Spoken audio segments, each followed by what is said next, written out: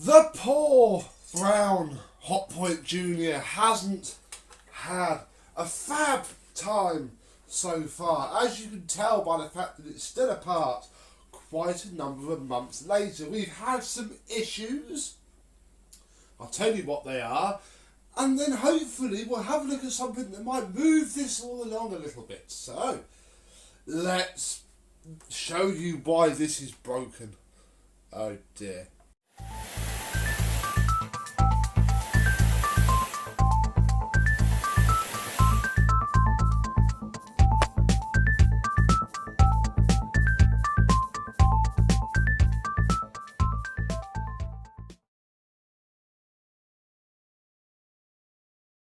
Yes, hello my vacuum cleaner chums, how are you today? This is just one of those vacuum cleaners that no matter what you do, it fights you every step of the way. The motor was seized, as you remember, and it fell apart even more when I tried to strip it down. We have found, myself and the owner, some new bits of motor, and it now does turn. You probably can't see it, but it does turn. It also tries to run.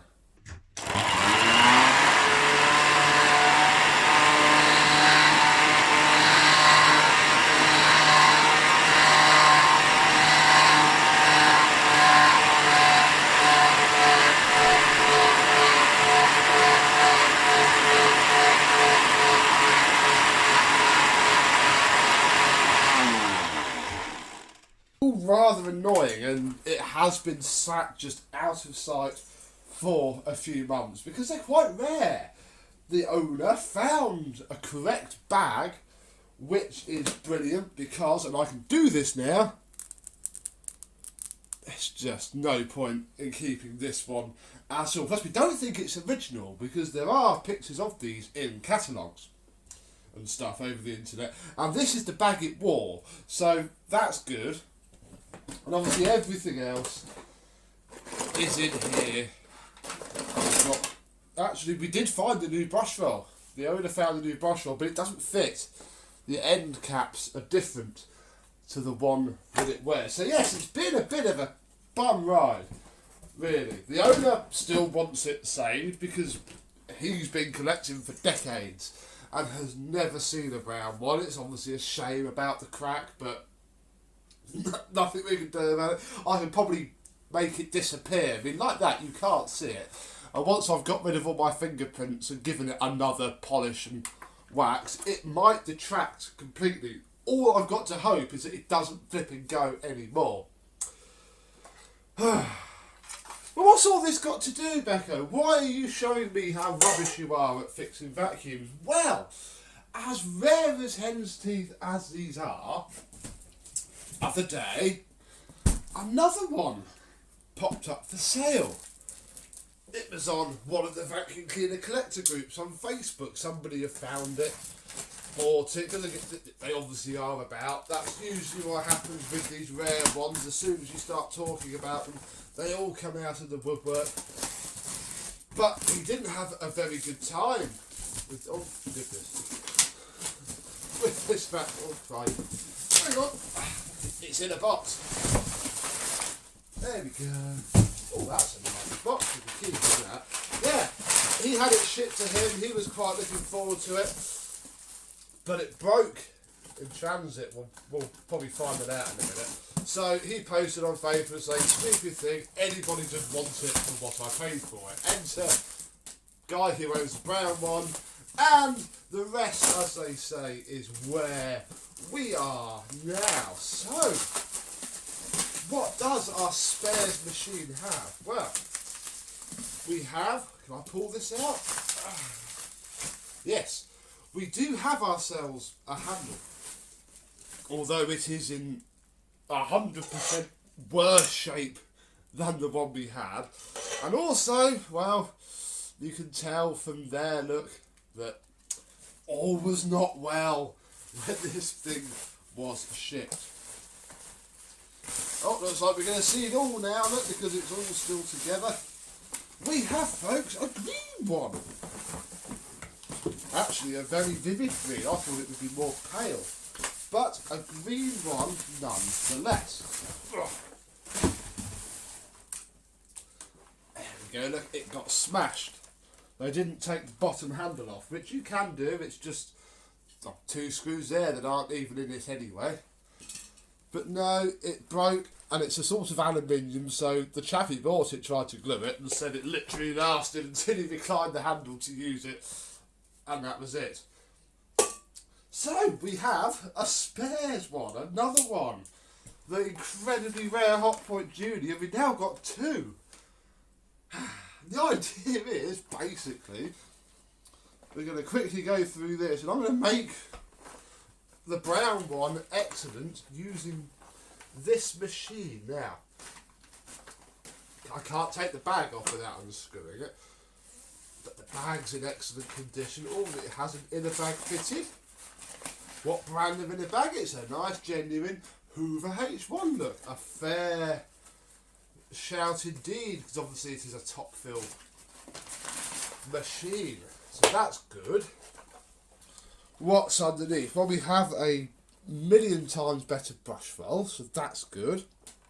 Another look, AEI Hotpoint Limited, Peterborough. I know exactly where the Hotpoint factory in Peterborough is. This is a 3220. Is this what I can't remember now.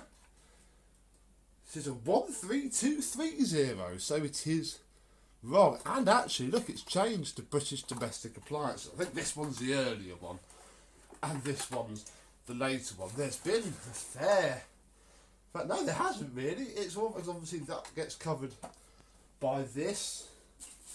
It's actually fairly, oh look, fairly good. Sorry, I just noticed the cable. I'll look at that in a minute. So, although we'll be having to keep as much of the brown one as possible, this one does run.